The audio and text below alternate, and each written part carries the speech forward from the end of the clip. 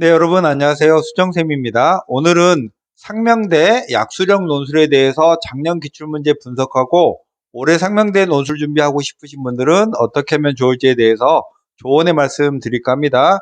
일단 올해 상명대 논술은요. 전체 101명을 뽑고 모집 단위별로 보면 3명, 4명 정도의 모집 단위별 인원은 매우 적어요.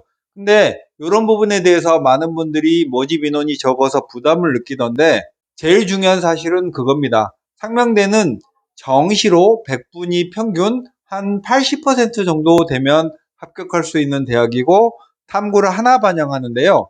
어쨌거나 상명대를 수능 전에 논술 지원을 하려는 학생은 이 성적이 안 돼서 지원을 하는 학생들이니까 모집 인원이 적다고 해도 합격할 학생은 다 합격하더라고요. 모집 인원이 적은 모집 단위에 지원하면서 굳이 부담을 가질 필요는 없다라고 생각되고 논술 90의 교과를 10% 반영하고요. 수능 체제가 없는 것이 또 상명대의 큰 매력이죠. 교과 반영 방법은 국수, 영사과 전 과목을 반영하면서 진로 선택도 반영하고요. 졸업생은 전 학기를 반영합니다. 내신 점수는 평균적으로 4.5등급 정도가 합격선이고요. 5등급이면 약간 손해보고 6등급, 7등급으로 넘어가면 이제 합격하기가 좀 어려운, 내신 때문에 합격하기가 좀 어려운 상황이고 작년 첫 해에는 7등급도 합격했다는 사례가 있긴 합니다. 시험 정보는 약수령 논술을 보고요. 서울 캠퍼스만 실시하고 시험 시간이 10문제 60분으로 매우 적습니다. 그리고 출제 범위는 국어는 문학, 독서, 화작, 언매까지, 수학은 수학 1, 2 위주로 출제를 하고 시험 형식은 인문계열은 국어를 8문제 보고 수학을 2문제 보는데 자연계열은 국어를 2문제, 수학을 8문제 보고 제가 풀어보니까 자연계열의 국어 문제가 조금 더 복합적인 생각을 요구하고요. 수학 문제도 자연계열이 더 어려웠습니다. 그래서 전체적으로는 인문계열의 합격자가 평균점이 굉장히 높고요. 자연계열은 한 60, 7점 정도가 합격자의 평균으로 형성이 되어 있고요. 시험 날짜는 인문계열은 10월 31일 금요일날 보고 자연계열은 11월 1일날 봅니다. 그러니까 수능 시험을 보는 주에 한 13일 정도쯤 전에 시험을 보니까 굉장히 수능 전 부담이 큰 대학일 텐데요. 그래도 작년 경쟁률이 인문계열은 85대 1, 자연계열은 90대 1에 육박할 정도로 굉장히 학생들의 선호를 받았다는 사실을 기억해 두시기 바라겠습니다.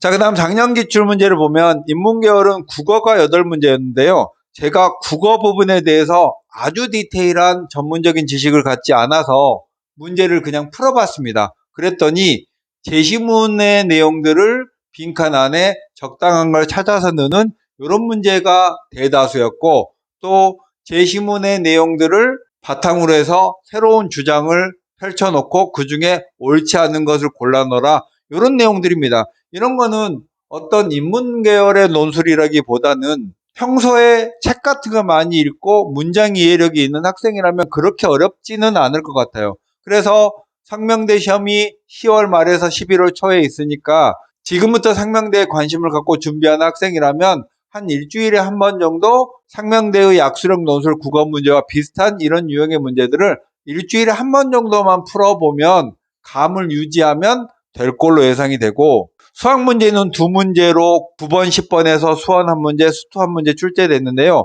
이 문제의 구성의 난도가 어떠냐면 수능형 문제이고요. 3점에서 가장 어렵거나 4점에서 아주 쉬운 이 정도의 난도로 출제가 됐고 소문항이 있고요. 대부분 단답형 문항인데 한 문제 정도는 인문계열에서는 풀이 과정을 간단하게 서술하는 형태로 포함이 됩니다. 그래서 국어가 8문제이므로 최종 등록자의 평균 성적이 91.45점으로 굉장히 높다. 그러니까 국어를 깔끔하게 다 맞추고 수학을 2문제에서 1문제 맞추고 나머지 1문제의 일부 정도의 점수를 얻으면 될 수 있다. 이런 정도로 해석하면 되겠고 자연계열은 8문제가 수학입니다. 그래서 수원에 조금 더 많이 출제를 했고요. 수원이 5문제, 수투가 3문제인데 이건 언제든지 바뀔 수 있는 사항이에요.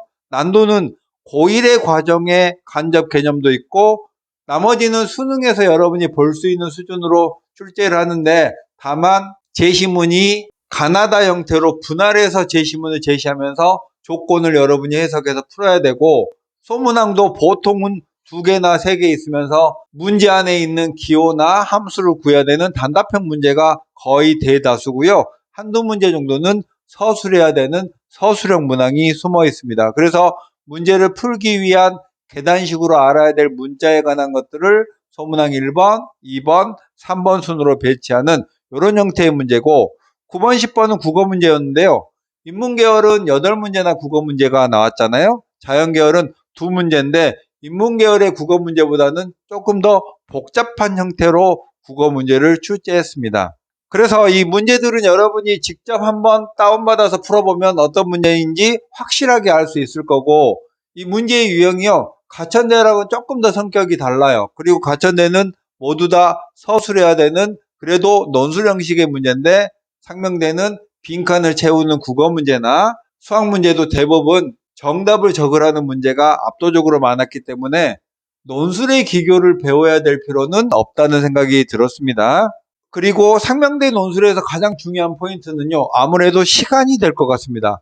60분에 10문제를 풀어야 되고, 인문계열은 국어 문제가 다수니까 지문 읽는 시간을 어떻게 줄일 거냐에 고민이 있을 거고, 자연계열은 수학 문제가 아무리 쉽다 해도 3점 후반이나 4점 초반의 난도를 가지고 있거든요. 그리고 소문항도 많고, 그러니까 이 한 문제 한 문제를 5분 안에 깔끔하게 답을 내야 되잖아요. 근데 상명대 논술 지원한 학생들의 수준을 고려해 봤을 때 이게 쉽지 않을 거예요. 그래서 시간 재고 10문제를 푸는 연습을 매주 한 차례씩은 꾸준하게 하면서, 일반 수리논술 대학에서는 답안 작성이 가장 포인트인데 상명대 수리논술은 그냥 정답만 도출하면 되거나 아니면 일부 문항에서 서술해야 되니까 서술의 중요성은 그렇게 있지 않다고 생각이 듭니다. 자연계열은 최종 등록자의 합격자 평균이 67점이고요. 낮은 모집 단위는 55점 정도 되니까 국어 2문제를 모두 맞고 수학 8문제 중에서 5문제 정도 맞거나 모집 단위에 따라서는 3개 반 정도까지도 합격 가능한 수준입니다. 그러니까 여러분이 나 상명대 지원할까를 고려한다면 첫 번째, 상명대를 내가 정시로 못 가나를 먼저 확인해야 될 거예요. 상명대는 정시로 탐구를 한 과목 반영하면서 자연계열은 수학의 반영 비율이 높고 인문계열은 국어의 반영 비율이 높은데, 대체로 인문계열은 77% 정도 국수탐의 평균이 그렇고요. 자연계열은 국수탐의 100분위 평균이 80 정도에서 합격선이 형성됩니다. 지금은 여러분이 디테일한 수능 성적이 있지 않기 때문에 6월 성적이나 9월 성적으로 이 정도의 점수에 미치지 못하면 상명대 논술 지원을 고려해 봐야 되겠고, 작년 상명대 기출문제를 같은 시간 재고 풀어서 이 정도의 점수를 맞는다면 지원하면 되겠구나, 이렇게 생각하면 되겠습니다. 수학 기준으로는 3등급 후반 정도의 학생이 합격권에 있을 걸로 예상이 돼요. 자, 우리 수험생 여러분, 마무리 말씀드리면서요, 약수령 논술대학은 지금 현재 상황에서는 여러분이 별로 고려하고 있지 않을 거예요. 그래도 인서울에 중상위권 이름 있는 대학을 가고자 할 텐데, 여러분의 6월 성적이나 9월 성적을 보고 상명대나 삼육대나 가천대, 외대 글로벌 이렇게 약수령 강자대학의 정시 점수가 미치지 못한다면 그런 대학의 지원을 고려하고 추진하는 게 좋습니다. 지금은 꿈이 높아서 이런 대학을 무시하겠지만 나중에는 여기도 못 가서 후회하는 경우가 참 많거든요. 어쨌든 상명대 지원하는 우리 학생들의 선전을 기원하면서 오늘 내용은 여기까지 마치겠습니다. 수정쌤이었습니다. 안녕.